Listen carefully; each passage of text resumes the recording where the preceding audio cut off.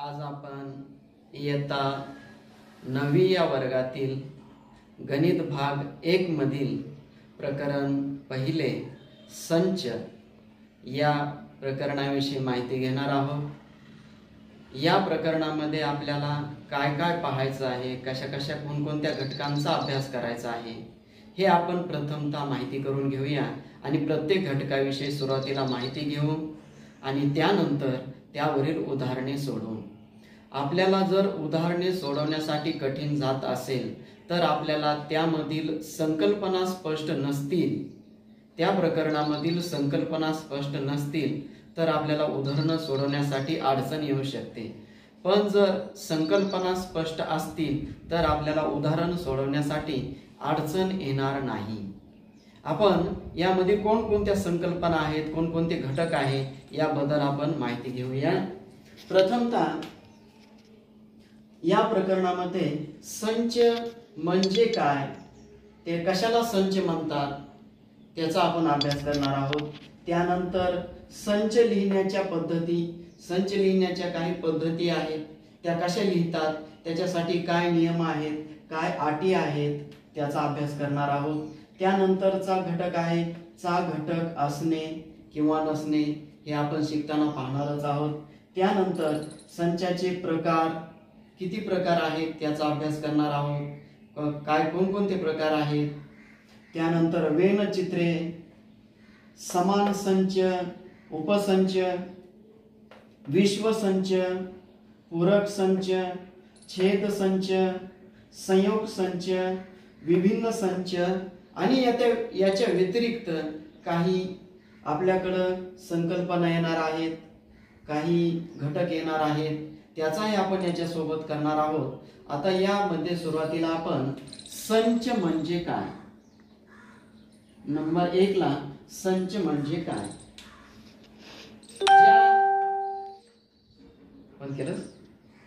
ज्या समूहातील घटक अचूक व नेमके सांगता येतात त्याला आपण संच असे म्हणतो। उदाहरणार्थ आठवड्यातील वारांचा संच। आठवड्यातील वार जर घेतले तर आपल्याला बरोबर वारच लक्षात राहतील, रविवार, सोमवार, मंगळवार, बुधवार, गुरुवार, शुक्रवार, शनिवार, अशा प्रकारे हे 7 वार आपल्याला अचूक आणि नेमके सांगता येतील। दुसरं सांगायचं म्हटलं तर वर्षातील महिन्यांचा संच। जर महिन्यांचा संच कोणता तर जानेवारी, फेब्रुवारी, मार्च, एप्रिल, मे, जून, जुलै, ऑगस्ट, सप्टेंबर, ऑक्टोबर, नोव्हेंबर, डिसेंबर, हे वर्षातील महिन्यांचा संच झाला। आणखीन कोणतं घ्यायचं म्हटलं तर आपल्या वर्गातील 9वी या वर्गातील सर्व विद्यार्थ्यांचा संच, म्हणजे आपण सगळे विद्यार्थ्यांचा संच आपण लिहू शकतो। त्यानंतर आपल्या शाळेतील सर्व विद्यार्थ्यांचा संच, वर्गातील विद्यार्थ्यांचा संच हा सुद्धा एक समूह झाला। एक विशिष्ट प्रकारचा नेमका अचूक समूह म्हणजे संच। आपल्या शाळेतील सर्व विद्यार्थ्यांचा संच हा सुद्धा एक संच आहे। आपल्या गावातील सर्व राहणाऱ्या व्यक्तींचा संच हा सुद्धा संच होऊ शकतो। वेगवेगळे प्रकारचे आपण संचाचे उदाहरण सांगू शकतो।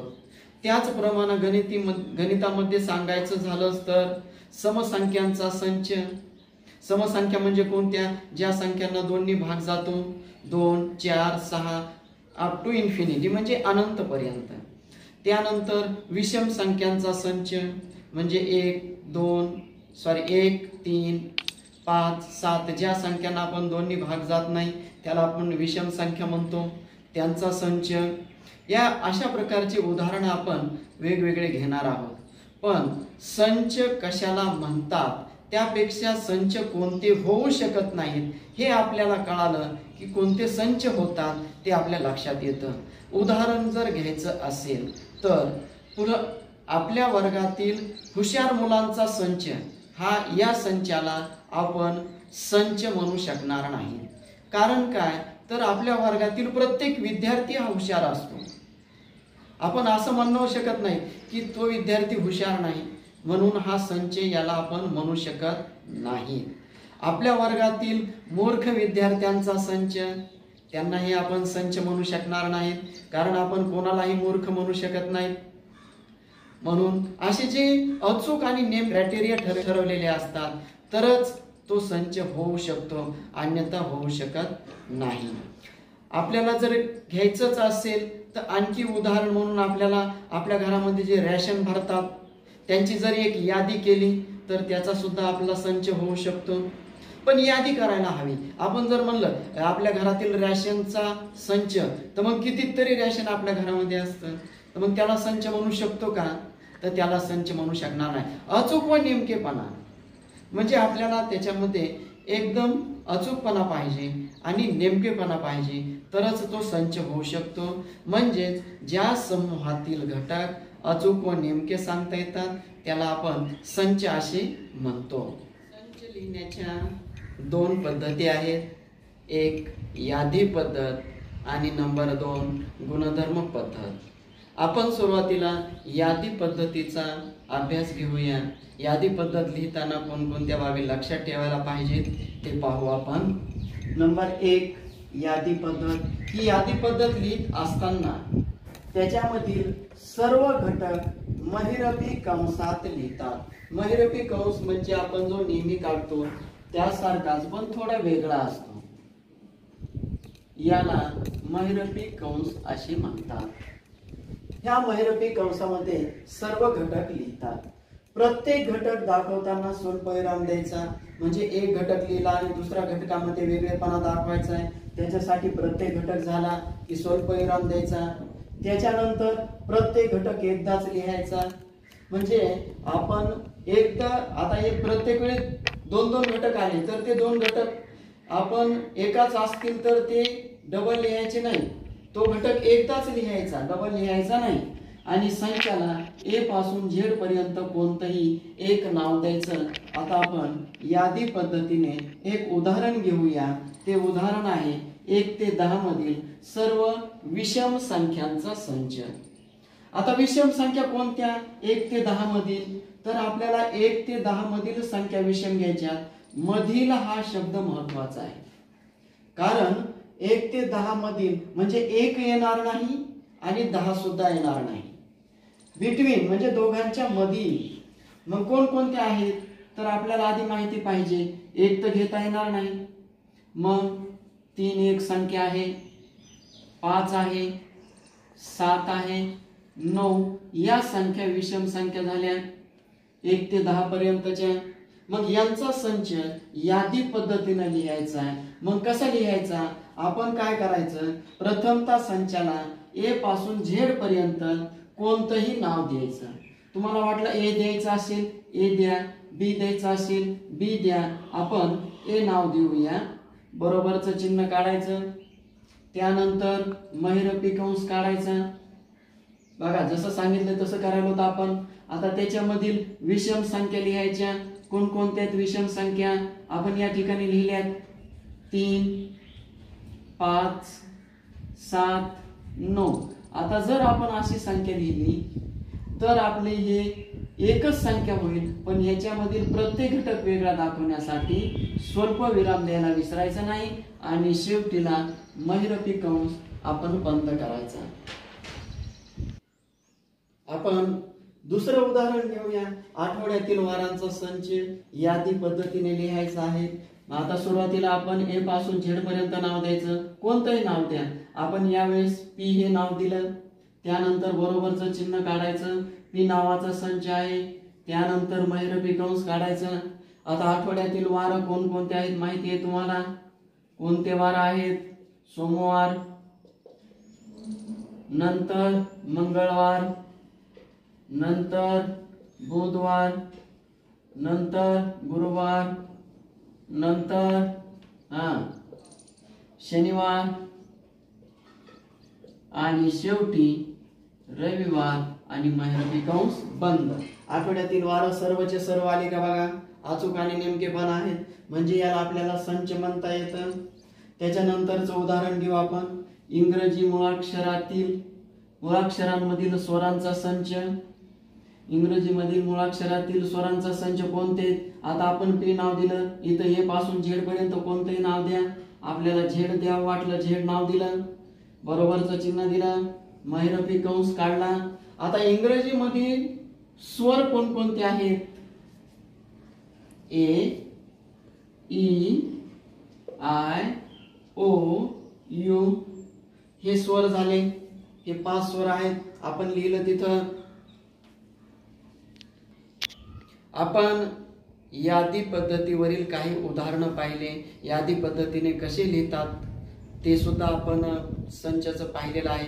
यानंतर संचाचा दुसरा प्रकार आहे तो गुणधर्म पद्धत. गुणधर्म पद्धतीने संच कसे लिहितात ते पाहू आपण. गुणधर्म पद्धतीने लिहिताना या खालील बाबी लक्षात ठेवायच्या. आपण यादी पद्धतीने लिहितो त्यामध्ये आणि यामध्ये थोडासा बदल आहे, बाकीचं सर्व सारखं आहे. गुणधर्म महिरपी कंसात लिहितात. आपण जे यादी पद्धतीने लिहित होतो, आता गुणधर्म लिहायचा, तो महिरपी कंसामध्ये लिहायचा. तर कसं लिहायचं? त्या गुणधर्माला सर्वसाधारण घटक चलाने दर्शवून गुणधर्म लिहायचा. त्यानंतर चलाच्या समोर उभी रेष काढून त्याच्या समोर गुणधर्म लिहायचा आणि संचाला ए पासून झेड पर्यंत एक नाव द्यायचं. हे तुम्हाला लक्षात नसेल आलं तर खालचं उदाहरण लक्षात घ्या. आपण एक उदाहरण घेतलेलं आहे. 1 ते 10 मधील सर्व विषम संख्यांचा संच आहे. हे यादी पद्धतीने मी तुमच्या समोर लिहिलेला आहे. हाच संच आपल्याला गुणधर्म पद्धतीने लिहायचा आहे. कसं लिहितात? तर ए नाव दिलेलं आहे, तुम्ही कोणतंही नाव दिलं तरी चालतं. मी ए नाव दिलंय तर या ठिकाणी मी दुसऱ्या सुद्धा आपल्या गुणधर्म पद्धतीला ए नाव दिलं, बरोबरचं चिन्ह काढलं. त्यानंतर महिरपी कंस काढला. महिरपी कंस काढल्यानंतर ए पासून झेड पर्यंत स्मॉल लेटर कोणतंही नाव द्या. उदाहरणार्थ मी पी नाव दिलं स्मॉल लेटरचं. त्याच्या समोर उभी रेष ओढली. बघा, कॅपिटल लेटर संचाला नाव दिलं, बरोबरचं चिन्ह लिहिलं, महिरपी कंस काढला, ए पासून झेड पर्यंत एक स्मॉल लेटर लिहिलं. आणि आता मी या यादी पद्धतीचा मी गुणधर्म लिहिला. म्हणजे काय? तो वर लिहिलेला आपला पी हा 1 ते 10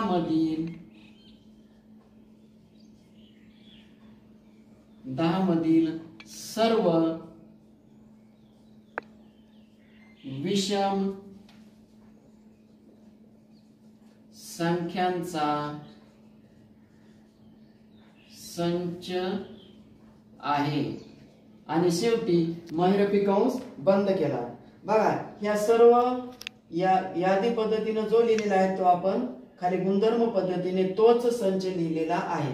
त्यानंतर आपण दुसरं उदाहरण पाहूया.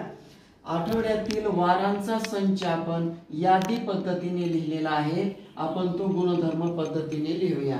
याला पे नाव दिलेलं आहे, याला आपण एम नाव देऊ. कोणतंही नाव दिलं तरी चालतं. बरोबरचं चिन्ह काढलं, महिरपी कंस दिला. त्यानंतर एक ए पासून झेड पर्यंतचं कोणतंही स्मॉल लेटर नाव द्या. त्यानंतर उभी रेष ओढा. उभी रेष ओढली. ही रेषच्या आधी जे नाव लिहिलेलं आहे एक्स तेच लिहिलं. आणि हे काय आहे? तर आठवड्यातील वारांचा संच आहे. आठवड्यातील वारांचा संच आहे.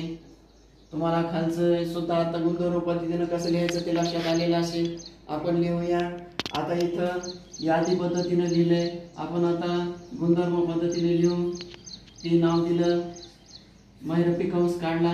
त्यानंतर एक कोणतंही नाव द्या, एम नाव दिलं. त्यानंतर उभी रेष ओढली. एम हा इंग्रजीतील मुळाक्षरांमधील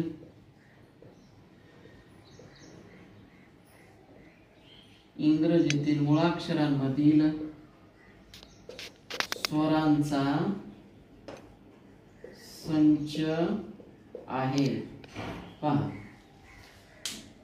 हाच संच यादी पद्धतीने लिहिला, गुणधर्म पद्धतीने लिहिला. आठवड्यातील वारांचा संच यादी पद्धतीने लिहिला, गुणधर्म पद्धतीने लिहिला. इकडे 1 ते 10 मधील विषम संख्यांचा संच यादी पद्धतीने लिहिला, तोच संच गुणधर्म पद्धतीने लिहिला.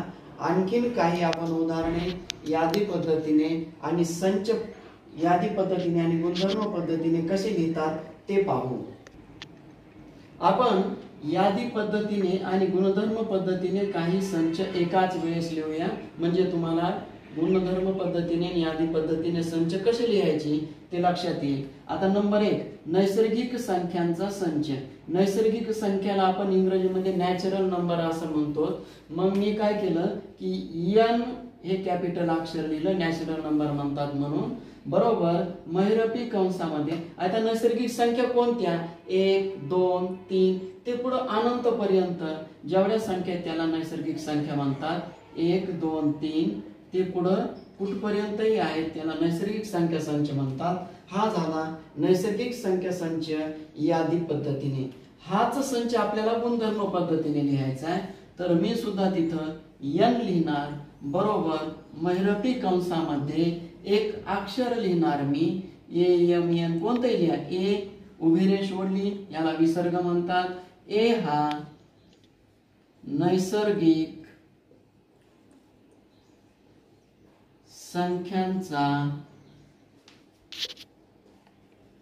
संच आहे आणि बंध. या ठिकाणी यादी केली तर या ठिकाणी मी गुणधर्म लिहिला. आणखी घेऊ आपण पूर्ण संख्यांचा संच. म्हणजे पूर्ण संख्यांचा संच म्हणजे त्याला आपण होल नंबर म्हणतो, म्हणून मी W लिहिलं, बरोबर. 1 च्या आधी जर 0 लावलं आणि 1 2 3 शून्यापासून पुढील संख्या, नैसर्गिक म्हणजे 1 पासून पुढील संख्या ते अनंत पर्यंत. कुठपर्यंत? तर अनंत पर्यंत संख्यांना पूर्ण संख्यांचा संच म्हणतात. तो आपण यादी पद्धतीने या ठिकाणी लिहिलेला आहे. आपण आता गुणधर्म पद्धतीने पुढे लिहूया. W बरोबर म्हणजे होल नंबर बरोबर x. x हा पूर्ण संख्यांचा संच आहे. हा झाला आपला गुणधर्म पद्धतीने. नंबर 3, पूर्णांक संख्यांचा संच. म्हणजेच आपण याला इरॅशनल नंबर म्हणतो, इंटिजर्स म्हणतो आपण. इंटिजर्स म्हणजे I या अक्षराने दर्शवितो आपण. I बरोबर महिरपी कंसामध्ये. आता पूर्णांक संख्या कोणत्या? पूर्ण धनही आल्या आणि ऋणही आल्या त्या संख्याला आपण पूर्णांक संख्या म्हणतो. म्हणजे -3 -2 -1 0 1 2 3 पुढे अनंतापर्यंत. म्हणजे सगळ्या पॉझिटिव्ह नंबर आले आणि निगेटिव्ह नंबर आले, 0 आले. त्याच्यामध्ये त्या सगळ्या संख्यांना आपण पूर्णांक संख्या म्हणतो. आणि आपण महिरपी कंसामध्ये यादी पद्धतीने लिहिलेला आहे. एक घटक आपण एकदाच लिहिलाय. इथं तुम्ही म्हणताल 3 आहे, इकडे 3 आहे, परंतु इथं -3 आहे आणि इथं +3 आहे. हा दोन्ही मधील फरक आहे. एक घटक मी डबल येऊ दिलेला नाही. आता हाच आपल्याला गुणधर्म पद्धतीने लिहायचा आहे. I बरोबर महिरपी कंसामध्ये y घेऊ आपण, विसर्ग किंवा उभी रेष म्हणायचं. y हा पूर्णांक संख्याचा संच आहे. आपण हा गुणधर्म लिहिला. आता नंबर 4 उदाहरण घेऊया. डिव्हिजन या शब्दातील अक्षरांचा संच आपल्याला यादी पद्धतीने लिहायचा आहे. आता या ठिकाणी कोणतंही नाव देऊ आपण. Q नाव देऊ आपण. Q बरोबर किंवा R देऊ. R बरोबर महिरपी कंसामध्ये. आता एक लक्षात घ्यायचं, याच्यातले तर सर्व शब्द आले पाहिजे, पण एकदाच लिहायचे. एक शब्द डबल आला नाही पाहिजे, आणि डबल आला तरी तो घ्यायचा नाही. आणि प्रत्येक घटक लिहिला की स्वल्पविराम द्यायचा. आता मी D लिहिलं सुरुवातीला, कॉमा दिला. आता D नंतर I लिहिलं, कॉमा दिला. नंतर F लिहिलं, कॉमा दिला. DIV लिहिलं. आता परत I आलं, घ्यायचं का? नाही घ्यायचं. तर I आपण घेतलेलं आहे. हे V घेतलं ना, I घेतलेलं. नंतर S घेतलंय का? नाही, म्हणजे S घ्यायचं. परत I आलंय, I घ्यायचं नाही, कारण एकदा घेतलेला घटक डबल घ्यायचा नाही. त्यानंतर O घेतलंय का? नाही. O घेतलं. N घेतलंय का? नाही, म्हणजे n घेतलं आणि महिरपी कंस बंद. डिव्हिजन या शब्दातील अक्षरांचा संच यादी पद्धतीने लिहिला. आता हाच संच गुणधर्म पद्धतीने कसा लिहाल, तर आर दिले म्हणून या ठिकाणी मी आर लिहितो, महिरपी कंस लिहितो, त्यानंतर कोणतंही लिहायचं, डी लिहिलं, विसर्ग लिहिलं. डी हा डिव्हिजन या शब्दातील अक्षरांचा संच आहे. D V S I O N या शब्दातील अक्षरांचा संच आहे आणि महिरपी कंस बंद. परत बघा, नैसर्गिक संख्यांचा यादी पद्धत, गुणधर्म पद्धत, पूर्ण वर्ग संख्यांचा यादी पद्धत, गुणधर्म पद्धत, पूर्णांक संख्यांची यादी पद्धत गुणधर्म पद्धतीने लिहिला. डिव्हिजन या शब्दातील अक्षरांचा संच यादी पद्धत मधील पूर्ण वर्ग संख्यांचा संच म्हणजे ए बरोबर, आता 1 ते 20 मधील म्हटलेलं आहे, म्हणजे आपल्याला एकही घेता येणार नाही आणि 20ही घेता येणार नाही, त्यांच्या मधील म्हणजे काय, पूर्ण वर्ग संख्यांचा संच म्हणजे काय, ज्या संख्या पूर्ण वर्ग आहेत अशा संख्या. 1 चा वर्ग 1 पण 1 घेता येणार नाही. 2 चा वर्ग किती आहे, 4 घ्यावा लागेल. 3 चा वर्ग 9 घ्यावा लागेल. त्यानंतर 4 चा वर्ग 16 घ्यावा लागेल. 5 चा वर्ग 25 आहे पण 20 पेक्षा मोठी आहे, म्हणून या संख्या पूर्ण वर्ग संख्यांचा संच झाला. हाच संच आपल्याला गुणधर्म पद्धतीने लिहायचा आहे. ए बरोबर महिरपी कंसामध्ये एक स्मॉल लेटर नाव द्या. आता आपण दिलेले आहेतच, पी किंवा यस दिलं, यस नंतर विसर्ग किंवा विरेश. यस हा 1 ते 20 मधील काय आहे, पूर्ण वर्ग संख्यांचा संच आहे. पूर्ण वर्ग संख्यांचा संच आहे. हे तुमच्या सर्वांच्या लक्षात आलेलं असेल. आपण काही यादी पद्धतीने गुणधर्म पद्धतीने उदाहरण घेतलेले आहेत. जर हे दोन्ही लक्षात आलेले असतील तर निश्चित तुम्हाला दोन्हीतला फरक कळलेला असेल.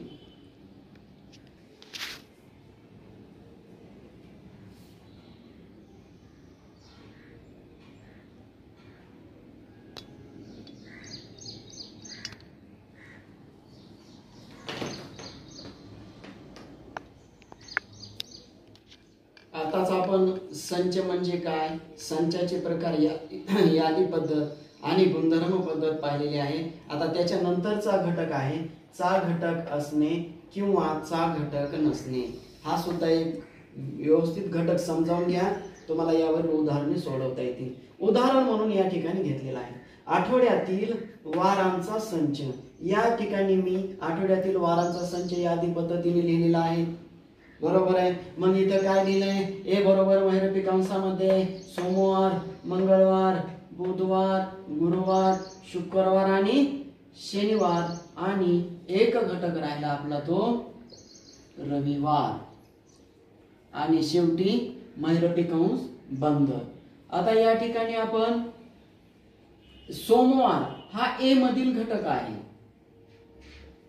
सोमवार हा ए मधील घटक आहे. मी या ठिकाणी चिन्हाने दर्शवितो, म्हणजे कसं, या ठिकाणी मी अशा प्रकारचं चिन्ह काढलं आणि ह्याला वाचताना काय वाचायचं, सोमवार हा ए चा घटक आहे. त्याचप्रमाणे गुरुवार ए चा घटक आहे की नाही बघा. गुरुवार हा घटक ए या संचात आहे का, आहे. या ठिकाणी पाहिलं तर तो दिसतो, म्हणजे चा घटक आहे. आणि वाचताना वाचायचं गुरुवार हा ए चा घटक आहे. जर तुम्हाला याच ठिकाणी म्हणलं मी जानेवारी हा ए चा घटक आहे का, तर तुम्ही म्हणाल इथं फक्त आठवड्यातील वारांचा संच आहे, मग इथं जानेवारी आहे का, नाही. मग मी काय लिहिणार, चा घटकचं चिन्ह काढणार आणि त्याच्यावरती उभी रेष ओढणार. याचा अर्थ जानेवारी हा ए चा घटक नाही. मग त्याच्या खाली आपण दुसरं एक उदाहरण घेऊया. मी नंतरचं काय घेतलंय, इंग्रजीच्या मुळाक्षरातील स्वरांचा संच या ठिकाणी घेतलाय. मग स्वरांचा संच घेतलाय तर आता या ठिकाणी बघा ए हा बी चा घटक आहे का, आहे. म्हणजे मला या ठिकाणी लिहावं लागेल ए हा बी या संचाचा घटक आहे. इथं सी हा बी या संचाचा घटक आहे का बघा बरं, नाही. तर मग आपल्याला काय करावं लागेल, घटक नाही म्हणून लिहावं लागेल. जर एखादा त्या संचामध्ये घटक असेल तर या ठिकाणी आहे म्हणून लिहायचं, नसेल तर त्याच्यावरती उभी रेष ओढा, म्हणजे घटक नाही असा त्याचा अर्थ होतो. आणखीन तुम्ही पी हा आहे का बीचा घटक, बी या संचाचा पी हा घटक आहे का, नाही, म्हणजे उभी रेष.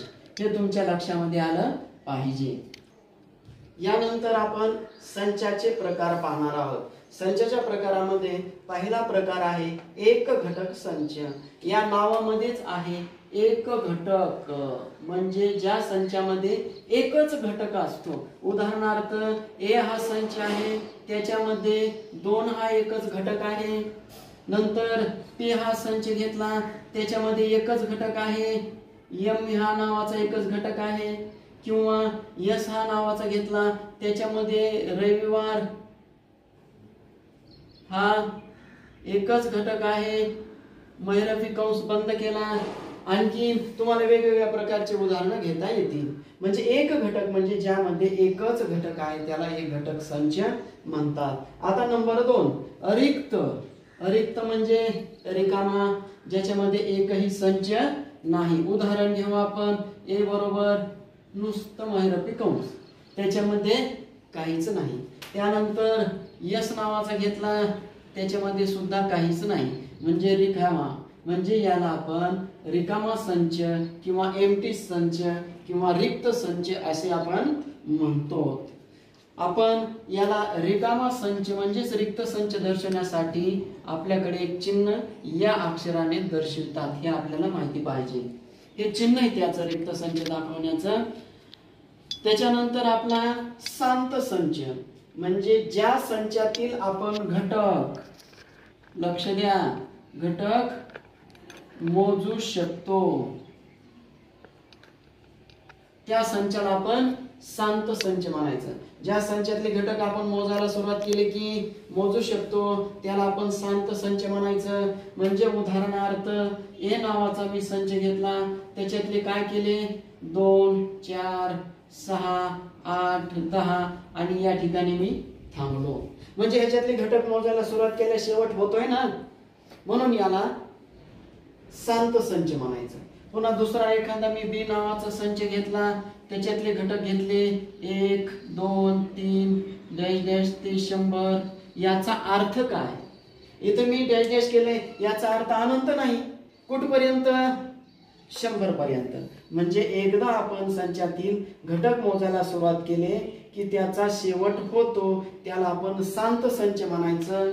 आता जर आपल्याला जर घटक मोजू शकत नसतात तर आपण त्याला अनंत संच, अनंत म्हणजे नो लिमिट, त्याच्यातले घटक आपण मोजू शकत नाही. उदाहरणार्थ नॅचरल नंबर 1 2 3 पुढं डॅश डॅश कुठपर्यंत अनंत पर्यंत. हा अनंत पर्यंत अशा संख्या जातात त्याला म्हणायचं अनंत संच.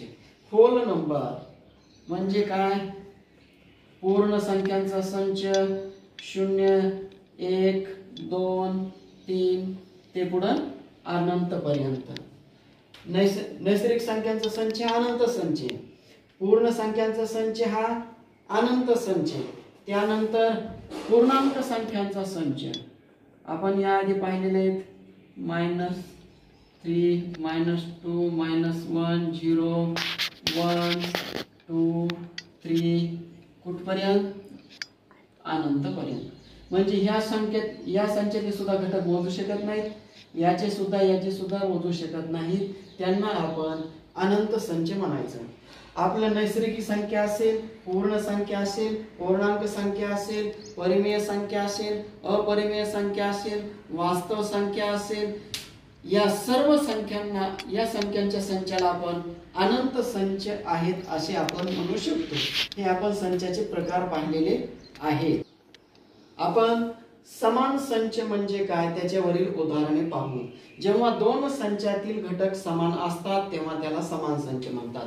उदाहरणार्थ मी ए हा संच घेतला, त्याच्यातले घटक 1 2 3 5 7 9 घेतले, बरोबर आहे. बी हा एक संच घेतला, त्याच्यातले घटक घेतले 7 9 5 3 2 1. बघा दोन्ही संच घेतले, या दोन संचातले घटक समान आहेत का बघा. आता 7 इथंही आहे, इथंही आहे दोन्ही संचात. नंतर 9 आहे, 9 आहे. 5 हा घटक आहे, 5 घटक आहे. 3 आहे, 3 2 1 2 1. सर्वच्या सर्व घटक हे कसे आहेत, समान आहेत. म्हणजेच ए बरोबर बी, ए मधले जेवढे घटक आहेत त्याला तेवढेच घटक बी मध्ये आहेत आणि तेच आहेत. म्हणजे दोन्ही संचातले घटक समान आहेत, म्हणून आपण ए समान संच बी असे आपण म्हणू शकतो. म्हणजेच याला आपण ए बरोबर बी असं लिहिता येतं. आताच आपण समान संच घेतलं, आता आपण विभिन्न संच म्हणजे काय घेऊ. आता मी उदाहरणार्थ ए हा संच घेतला, त्याच्यामधलचे घटक 2 4 6 8 घेतले. त्यानंतर बी हा संच घेतला, त्याच्यातले घटक घेतले 1 3 5 7 9. आता पहा दोन्ही संच मध्ये एकही घटक समान दिसतंय का, नाही दिसत. 1 नाही, 3 वरच्यात नाही खालच्यात आहे, 5 खालच्यात आहे वरच्यात नाही, 7 नाही, 9 नाही. 2 आहेत का, 4 नाही, 6 नाही, 8 नाही. म्हणजे ए मधला एकही घटक बी मध्ये नाही, म्हणजे ए बरोबर नाही बी.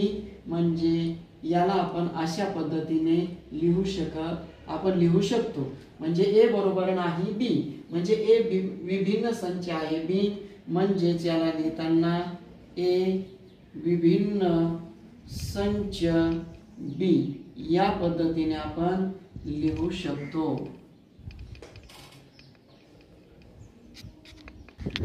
यानंतर आपण वेन आकृती कशाला म्हणतात ते पाहूया. उदाहरणार्थ मी ए हा संच घेतला, या संचातले घटक 2 4 6 8 10 किंवा दुसरे कोणतेही आपण घटक घेतले. आपल्याला हे आता वेन आकृतीने दाखवायचे आहे. वेन आकृतीने दाखवायचं असेल तर आपल्याला एक बंदिस्त आकृती काढावी लागेल आणि त्या बंदिस्त आकृतीमध्ये आपल्याला ए हा संच आहे म्हणून ए नाव दिले आपण. पहा जर बी नाव असतं बी दिलं असतं, जर सी नाव असतं तर सी नाव दिलं असतं. जेही नाव असेल आपण ते द्यायचं. ए आहे म्हणून आपण ए नाव दिलं. आता त्याच्यामधील घटक कोणते आहेत तर 2 4 6 8 10. एकदम सोपं आहे हे. 2 4 6 8 10 ही आपली आकृती ही बंदिस्त असायला पाहिजे. तुम्ही म्हणाल अशाच प्रकारची आकृती चालते का, दुसऱ्या प्रकारची चालत नाही का, तर आपण दुसऱ्या प्रकारची काढू शकतो, पण बंदिस्त असायला पाहिजे. हे अशा प्रकारची काढू शकतो. मग याच्यामध्ये घटक लिहायचे कसे, तर यालाही नाव तुम्ही ए आहे म्हणून ए द्या, जे काय नाव असेल ते द्यायचं आणि याच्यातले घटक लिहून काढा. कोणते 2 4 कोणत्याही ठिकाणी लिहा, पण सर्व घटक आले पाहिजेत. 6 8 10 अशा प्रकारे आपण लिहिलेलं आहे. समान संच. समान संच म्हणजे जेव्हा दोन्ही संचातील घटक समान असतात, सारखेच असतात, एकही घटक वेगळा नसतो, म्हणून त्याला समान संच म्हणायचं. विभिन्न संच किंवा विभक्त संच म्हणजे दोन्ही संचातला एकही घटक समान नसतो, त्या संचांना विभिन्न संच असे म्हणतात. त्यानंतर वेन आकृती. एक संच घेतला, वेन आकृतीमध्ये एक बंदिस्त आकृती काढा आणि त्याच्यामध्ये सर्व घटक लिहून टाका. ही झाली वेन आकृती. यानंतर आपण उपसंच कशाला म्हणायचं ते पाहूया आपण. उदाहरणार्थ मी ए हा संच घेतला, ते महिरपी कंसामध्ये लिहिलं 1 2 3 4 5 6 7 8 9 हे या ठिकाणचे मी घटक घेतले. त्यानंतर काय केलं, मी बी हा संच घेतला, त्याच्यामधील घटक घेतले 2 4 6 8 हे 4 घटक घेतले. आता आपल्याला पाहायचं उपसंच म्हणजे काय. आता बी या संचामध्ये 2 4 6 8 हे या वरच्या संचामध्ये घटक आहेत का, तर बघा हे 2 आहे 2 आहे 4 4 6 6 8 8 म्हणजे बी मधला प्रत्येक घटक हा ए मध्ये आहे. म्हणून आपण काय म्हणायचं, बी हा ए चा उपसंच आहे. या चिन्हाने दर्शवितात. बी उपसंच ए आणि ह्याला वाचताना वाचायचं बी हा ए चा उपसंच आहे. बी हा उपसंच ए या पद्धतीने आपल्याला म्हणता येईल, वाचन करता येईल. आणि हे त्याचं चिन्ह आहे. हेच आपल्याला वेन आकृतीने दाखवायचंय. वेन आकृतीमध्ये हे उपसंच कसे दाखवा, तर एक मी बंदिस्त आकृती काढली, त्या बंदिस्त आकृतीला मी ए नाव दिलं आणि दुसरी एक बंदिस्त आकृती काढली पण बी मध्ये काढली, ए मध्ये काढली, ए या संचामध्ये. आता बी ला नाव दिलं मी बी. आता त्याच्यातले घटक कोणते, 2 4 6 8 2 4 6 8 मध्ये सर्व घटक लिहिले. आता या ठिकाणी राहिलेत कोणते घटक, म्हणजे एक लिहिलं, 2 लिहिलेलं आहे म्हणून लिहिण्याची गरज नाही, 3 लिहिलं, 4 लिहिलेलं आहे, नंतर 5 6 लिहिलेलं आहे, नंतर 7 8 लिहिलेलं आहे, नंतर 9. सर्वच्या सर्व घटक ए मध्ये लिहिले आणि बी मध्ये लिहिले आहेत. म्हणजे वेन चित्रामध्ये अशा पद्धतीने आपण उपसंच लिहू शकतो. विश्वसंच यानंतर आपल्याला पाहायचं आहे विश्वसंच. आता विश्वसंच ही संकल्पना तुमची चांगल्या प्रकारे दृढ होण्यासाठी मी काही उदाहरण घेणार आहे. त्यानंतर तुमच्या लक्षात येईल की विश्वसंच कशाला म्हणायचं, यालाच युनिव्हर्सल सेट असं म्हणतात. आपला वर्ग हा एक विश्वसंच आहे, पण तो कोणासाठी, तर आपल्या वर्गातल्या विद्यार्थ्यांसाठीच तो विश्वसंच होणार आहे. कारण 8वीच्या वर्गातल्यांसाठी त्यांचा वर्ग विश्वसंच आहे. आता उदाहरणार्थ 9वीच्या वर्गातील सर्व पुस्तक जे आहेत, जेवढे आपले टेक्स्ट बुक आहेत, त्यांचा जर संच केला तो सुद्धा एक विश्वसंच होईल. कारण त्याच्यातली सर्वच्या सर्व पुस्तक एका ठिकाणी आहे. त्याच्यामधलचा मराठीच्या पुस्तकासाठी हा पूर्ण पुस्तकांचा संच हा विश्वसंच झाला. त्याच्यानंतर आपली शाळा सुद्धा एक विश्वसंच आहे, एक युनिव्हर्सल सेट आहे. कोणासाठी, तर आपल्या शाळेतल्या विद्यार्थ्यांसाठीच तो एक विश्वसंच आहे. आपल्या शाळेतल्या विद्यार्थ्यांसाठी तो झाला, पण एखादी दुसरी शेजारी शाळा असेल आणि त्या ठिकाणच्या विद्यार्थ्यांसाठी ती शाळा विश्वसंच होईल. आपली शाळा विश्वसंच आपल्या विद्यार्थ्यांसाठी, तिथे जेवढे विद्यार्थी शिकत आहेत त्यांच्यासाठी. त्यानंतर आपल्याला आपलं गाव हे सुद्धा विश्वसंच आहे, पण कोणासाठी, तर आपल्या गावातल्या रहिवाशांसाठी आपलं गाव हे विश्वसंच होईल. सुद्धा एक विश्वसंच आहे. कारण तालुक्यामध्ये जेवढे खेडे येतील, जेवढे गावं येतील त्यांच्यासाठी ते विश्वसंच आहे. आणि त्यांची रहिवासी जेवढे माणसं आहेत त्यांच्यासाठी सुद्धा एक विश्वसंच आहे. दुसऱ्यांसाठी तो विश्वसंच होणार नाही. एक तालुका वेगळा आणि दुसरा तालुका वेगळा आहे, तर प्रत्येक तालुक्यावाल्यांसाठी हा विश्वसंच वेगळा. त्याच्यानंतर जिल्हा हा सुद्धा विश्वसंच आहे. कोणासाठी, तर त्यामध्ये येणाऱ्या तालुक्यांसाठी. ज्या जिल्ह्यामध्ये जेवढे तालुके येतात तेवढ्यांसाठी जिल्हा हा विश्वसंच आहे. पण कोणासाठी, 2 जिल्हे वेगवेगळे त्यांच्यासाठी त्यांचे तालुके हे तालुक्यांसाठी ते जिल्हे विश्वसंच झाले.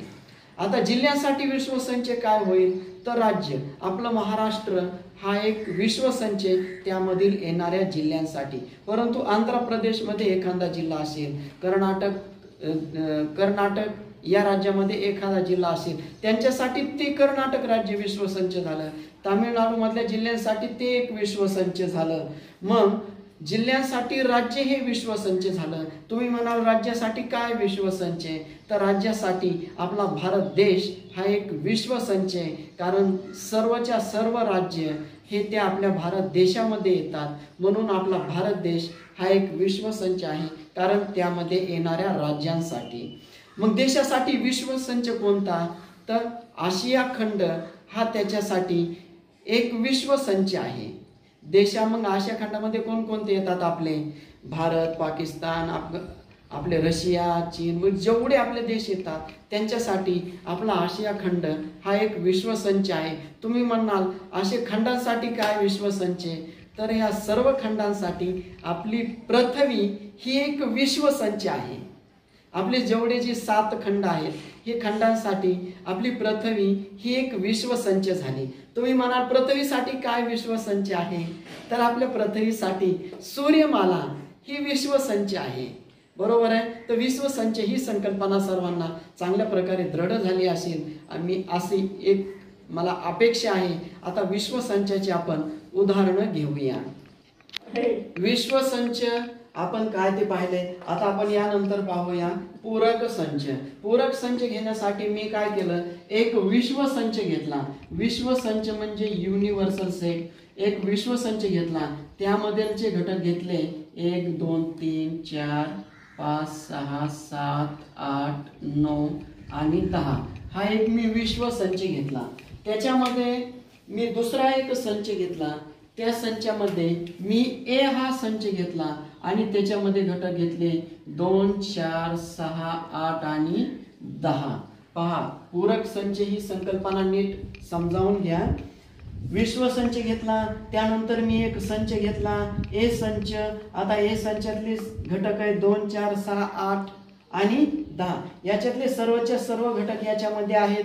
म्हणजे ही उपसंच ही आपली संकल्पना इथं स्पष्ट झाली. म्हणजेच ए हा उपसंच आहे युनिव्हर्सल सेटचा. म्हणजेच यू म्हणजे युनिव्हर्सल सेट, ए म्हणजे एक सेट घेतलेला आहे. ए हा यू चा उपसंच झाला. आता मला घ्यायचा आहे पूरक संच. लक्षात घ्या, आता ए चा पूरक संच मी ए डॅश घेणार आहे. तुम्ही म्हणाल ए डॅश का, जर मी बी संच असेल तर त्याचा पूरक संच मी बी डॅश घेईल. इथं डी असेल तर त्याचा पूरक संच मी डी डॅश घेईल. जर यम असेल तर त्याचा पूरक संच मी यम डॅश घेईल. बरोबर. आता याच्यामध्ये लक्षात घ्या 2 4 6 8 10 2 4 6 8 10 हे जर घटक सोडले तर याच्यामध्ये राहिले कोणते घटक तुमच्या लक्षात आला असेल. हे 1, हे 3, नंतर 5 7 आणि 9. बघा 1 3 5 7 9 1 3 5 7 9. बाकीचे सर्वचे सर्व घटक याच्यामध्ये आहेत. म्हणजेच ए चा पूरक संच ए डॅश म्हणजे ह्या युनिव्हर्सल सेट झाला, हे संच झाला. आणि त्याच्यातले सोडून जे राहिलेले सर्व संच ते आपण याच्यामध्ये घेतलेले आहेत. म्हणजे पूरक संच सुद्धा या युनिव्हर्सल सेटचा उपसंच झाले. हे दोन्ही संच युनिव्हर्सल सेटचे उपसंच आहे. ही संकल्पना सुद्धा मला वाटतं सर्वांच्या लक्षात आलेली असेल. हेच उदाहरण आपण वेन आकृतीने पाहूया. या ठिकाणी बघा, मी एक युनिव्हर्सल सेट घेत आहे, म्हणजे एक बंदिस्त आकृती घेत आहे. त्या बंदिस्त आकृतीला मी नाव दिलं युनिव्हर्सल सेट. आता युनिव्हर्सल सेट मध्ये एक मी दुसरा संच घेणार आहे. तो कोणता आहे बघा, सर्वांच्या लक्षात आला असेल. आता मी या ठिकाणी ए हा संच घेत आहे. आता ए संच मधीलचे कोणते घटक आहेत 2 4 6 8 10. हे 2 4 6 8 10 हा ए संच झाला. आता मी त्याचा पूरक संच घेत आहे कोणता ए डॅश.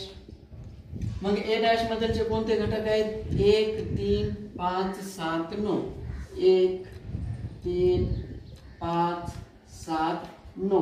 म्हणजे ए ही संच घेतला, त्याचा पूरक संच ए डॅश घेतला. ह्या दोघांना मिळून हा आपला युनिव्हर्सल शेप म्हणजे विश्वसंच होतो।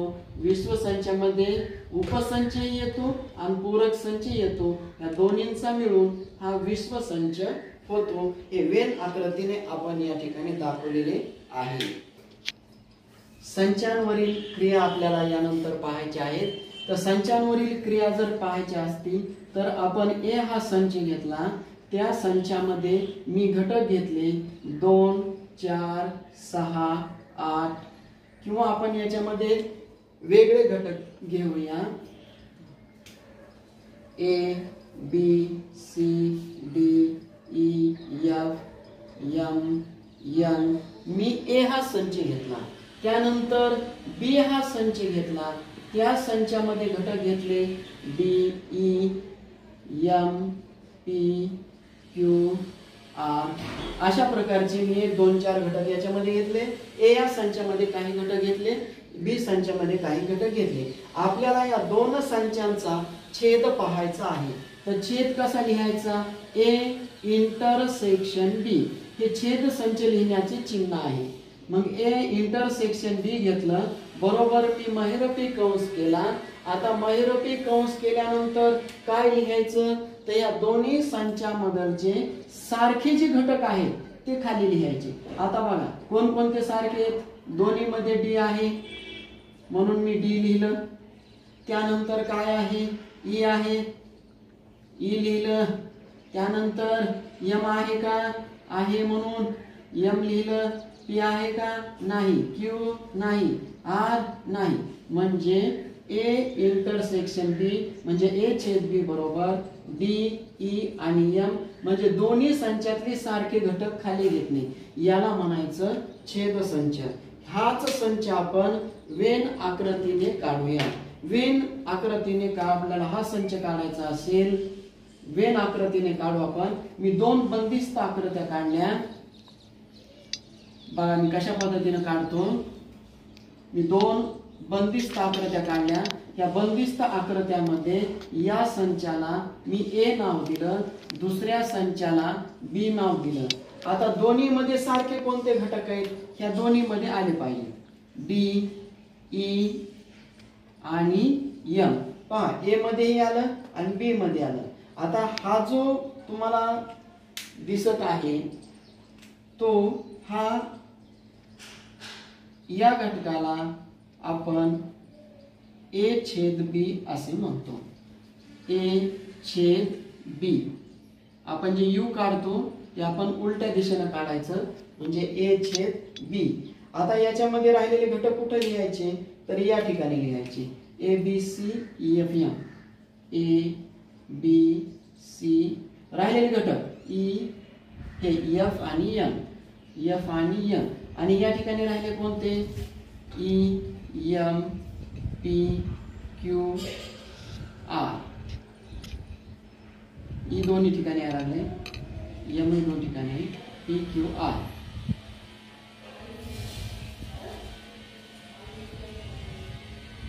म्हणजे हे जे पोर्शन दिसत आहे तुम्हाला तो ए छेद बी आहे। या ठिकाणी चिन्ह नाही दिलं तरी चालतात। आता आपण त्यानंतरचा पाहणार आहोत 2 संचाचा संयोग। 2 संचांचा संयोग घेण्यासाठी मी एक उदाहरण घेतो।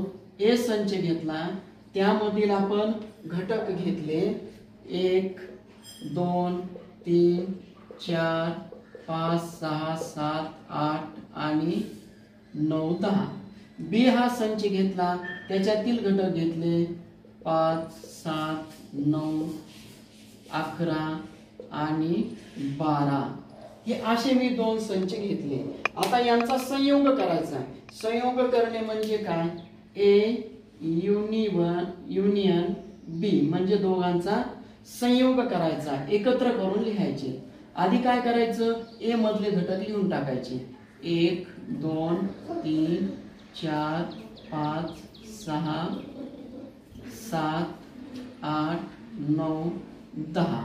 आता याच्या मधलचे कोणते घटक आहेत आणखी राहिलेले? 5 7 9, 5 आलं 7 आलं 9 आलं, राहिलेत कोणते? 11 आणि 12। अशा रीतीने ए युनियन बी।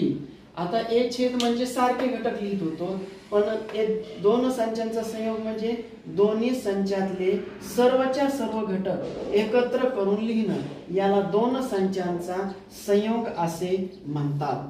आणि आपल्याला हे वेन आकृतीनं दाखवायचं असेल तर मी दोन वेन आकृत्या काढतो, म्हणजे बंदिस्त आकृत्या काढतो मी. पहा, याला ए संचाला ए नाव दिलं, या ठिकाणी मी बी नाव दिलं.